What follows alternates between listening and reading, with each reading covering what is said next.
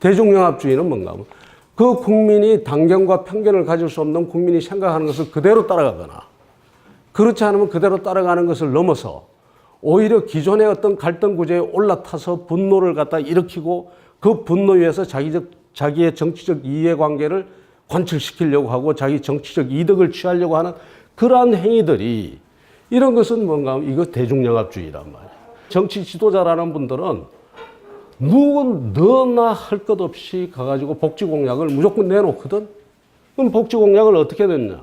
문재인 후보가 당시에 계산하니까 38조 원, 홍준표 후보가 18조 원, 그 다음에 안철수 후보가 40조 원, 심지어 심상정 후보는 110조 원이 이게 얼마 동안 들어가는가 하면 대통령 임기 5년 동안이 아니라 1년 동안 들어가는 돈이 더 들어가야 될 돈이 그만큼 되는 복지 공약을 하는 거예요.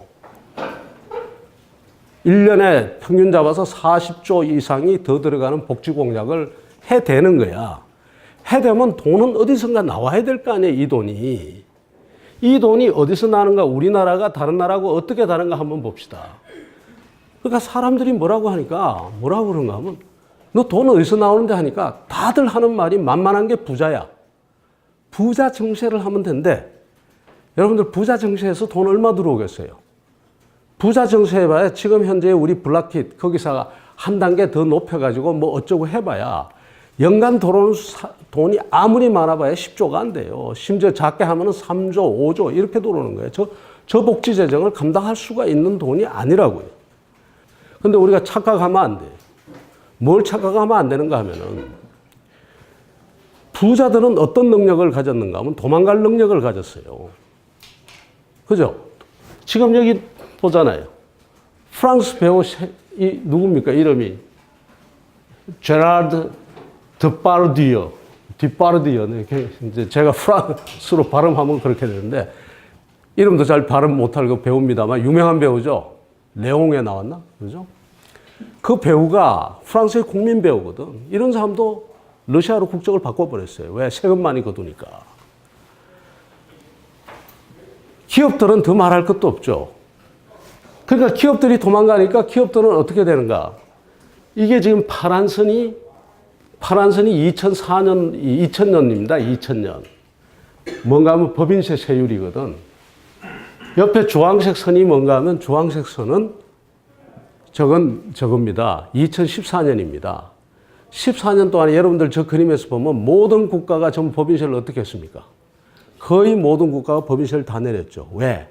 기업이 플라이트, 말하자면 도망을 가버리기 때문에 그 기업들이 도망가는 걸 막기 위해서 좀 법인세를 다 내리는 거예요. 법인세를 내리고 뭐를 올리는가 하면 이제 간접세로서의 이제 별로 못 느끼는 소비세 같은 걸 올리고 법인세나 소득세는 자꾸 내리고 이러는 거예요.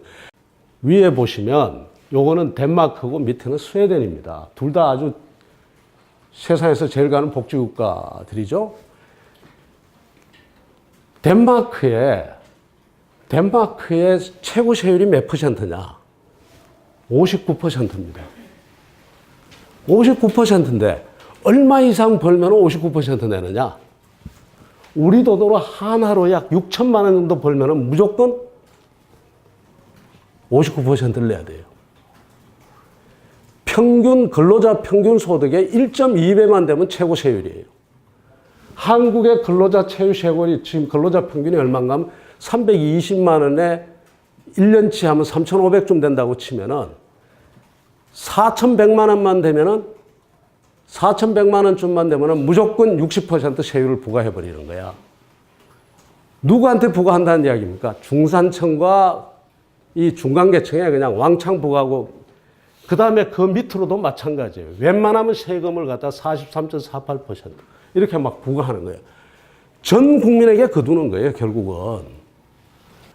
근데 우리는 그렇게 안 해. 거두는 것 자체를 안 거두려고 하는 거야. 왜? 거두는 데 대해서는 저항이 심하기 때문에 안 거두는 거야. 안 거두면 그러면 어떻게 해야 되느냐? 설득을 해야지, 정치 지도자라면은.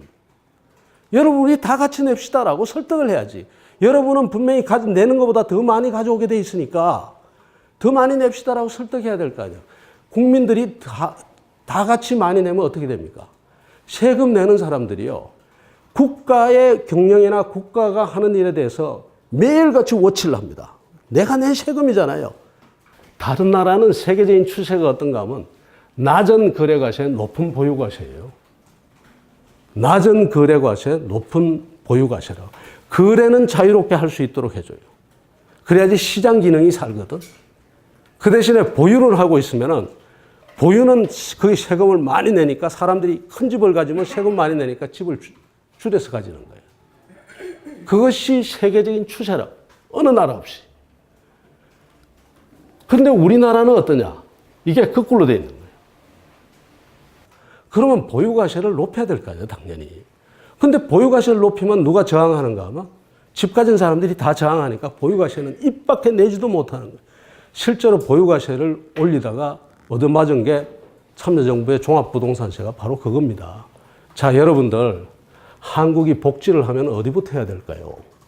개인 주머니에 돈 넣어주는 것부터 먼저 해야 되겠습니까? 아니면 사회의 기반을 갖다가 복지나 사회 전체적인 기반을 갖추는 걸 먼저 해야 되겠습니까?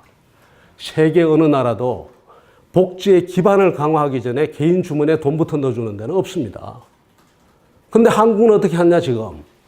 복지비를 지출한다고 그러면서 복지를 늘리는데 어디다 하는가 하면 이런 대학이라든가 인력 양성 체계를 고친다든가 실업급여, 실업 안전망을 강화한다든가 평생교육 체계를 강화하든가 이런 구조적이고 집합적인 것을 까는 데 쓰는 것이 아니라 개인 주머니에 돈 넣어주는 걸 먼저 하는 거예요. 예를 들어서 청년수당을 먼저 주자고 그런다. 그것은 스위스 같은 나라는 이거 다 된 나라들이 이것을 먼저 하고 난 다음에 그 위에 에디셔널리 그래도 가가지고 우리 사회에 이 좀 내수 기반을 갖춰야 되겠다 이렇게 하는 거지. 이것도 갖춰지기 전에 개인 주머니에 돈부터 넣어주는 국가는 이때까지 지구상에 없었거든. 근데 지금 이렇게 하고 있단 말이야, 우리는. 슈레더 총리가 노동계획을 했죠. 노동계획을 했을 때 노동자들이 굉장히 반발을 했습니다. 지금도 노동자들이 상당히 반발합니다. 그리고 실제로 노동계획을 하고 난 다음에 슈레더는 정권을 잃었어요. 정권을 잃었는데 재밌는 거는 슈레더가 한 노동정책을 그대로 지금의 메르켈 정부가 그대로 받아서 정권이 바뀌었는데도 그 슈레더의 노동정책을 그대로 지금 붙들고 가는 겁니다. 너무나 보기 좋은 모습 아니에요. 보기 좋은 모습인데 슈레더가 누굴 시켜서 노동계획을 했는가 하면 하르츠, 폭스바겐의 회장입니다. 우리로 치면 현대자동차의 정몽구 회장 보고 노동계획을 하게 한 겁니다. 말하자면. 임금을 30%를 삭감을 했거든요. 임금을 30%를 삭감하고, 그러니까 참 부럽죠. 30%를 삭감하고, 그럼 30%를 노동자는 잃었잖아요. 그 대신에 노동시간을 1800시간 되는 걸 노동시간을 1400시간으로 다운시켜줘요. 됐죠? 그럼 노동시간은 줄어들고 임금은 줄어들었는데 30이 줄어든 30 중에서 그 중에서 20을 누가 보존해 주는가 하면 국가가 보존해 줍니다. 뭘로? 실업급여. 어차피 실업자가 되면 돈 나갈 돈이잖아요. 그러니까 국가 입장에서는 실업시킨 다음에 실업자 만들어서 돈 주기보다는 현직에 묶어놓고 일자리 나누기를 하고 거기다가 돈을 주는 것이 더 옳거든. 그러니까 그걸 보태주고 노동자는 얼마만큼 손해보는가 하면 결국은 10만 손해본 거예요. 그 시간에 뭘 얻었느냐? 400시간의 여유시간을 얻었지. 노동시간이 줄어들었기 때문에. 그렇다고 그 400시간을 다 자기 그냥 먹고 노는 데 썼느냐? 아니란 말이에요. 어디다 썼는가 하면 그 중에 상당 부분을 재교육, 재훈련에다가 쓴 거예요. 그래서 독일의 노동자가 상당히 많은 노동자가 지식 근로자와 지식 노동자가 된 겁니다. 그래서 다른 유럽 국가들이 구조조정을 할 때 그 당시에 독일은 유럽의 병자라고 했거든. 이것이 이런 과정을 통해서 독일이 오늘날의 경쟁력을 확보하는 겁니다. 마지막으로 제가 이제 그런 이야기를 좀 드리고 싶습니다. 노무현 대통령 생각이 나네요. 노무현 대통령이 뭐라고 이야기를 했냐. 깨어있는 시민의 조직된 힘이 민주주의의 보루라고 했습니다. 그렇죠. 그런데 여기에 두 가지가 있죠. 깨어있는 부분이 있고 조직된 부분이 있습니다. 저는 어디에 역점을 두는가 하면 깨어있는 애 있습니다. 그런데 정치하시는 분들은 어디에 역점을 두는가 하면 조직된 애 있습니다. 왜 제가 이 이야기를 하는가 하면 오늘 대중영합주의라고 이렇게 이야기를 했는데 이것을 벗어나는 방법이 뭐냐 하면은 결국은 제가 드릴 수 있는 답이 뭐냐 하면은 깨어있는 입니다. 국민이 깨어 있어야 되는 거예요. 국민이 깨어 있어야 되지. 깨어 있지 않은 상태에서는 깨어 있지 않은 상태에 조직된 힘은 오히려 그것은 위험할 수가 있어요. 근데 그게 표가 겁이 나서 못하고 있단 말이에요. 그럴 것 같으면 왜 정치 왜 하냐고. 정치의 기능과 그 다음에 정치 지도자의 역할이라는 것이 바로 뭔가 하면 이 잘못된 것을 고쳐서 국민을 바른 방향으로 가게 하는 것이 그것이 정치의 기능이고 정치 지도자의 역할인데 그걸 못할 바에는 정치 그만해야죠. 그 월급 받는 게 그렇게 가가지고 탐이 날 것 같으면 그 노력해서 다른 데 가서 월급 받아야지. 아니면 사업을 하든가 자영업을 하든가. 지금 이런 것들이 지금 안 된다. 그러면 이걸 어떻게 고칠 것이냐. 제가 봐서는 정치에 맡겨서는 안 되는 거고 결국 국민이 깨어있는 수밖에 없다. 시간이 걸리더라도. 그래서 저는 이런 작은 모임들, 독서 모임들이나 또 아니면 무슨 포럼들이나 이런 것이 굉장히 중요하다고 보고 있습니다. 거기서 수기가 이제 이루어지고 우리가 서로 생각해보고 의견 나눠보고 하거든요. 그래서 그렇게 해서 우리가 대중영합주의를 하나씩 하나씩 극복해 나가는 수밖에 더 있겠느냐. 이렇게 지금 오늘 이야기를 드립니다. 감사합니다. 네, 감사합니다.